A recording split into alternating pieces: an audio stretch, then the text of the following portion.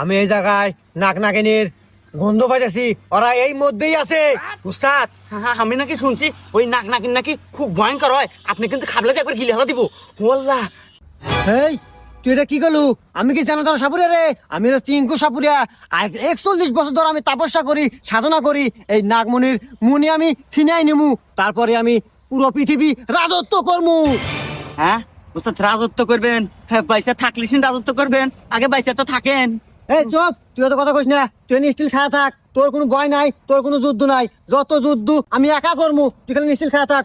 তুই কোনো ভয় পাবি না। সাপ দেহে আমি ভয় পাই না, কোনো নাগিন দেহে আমি ভয় পাই না।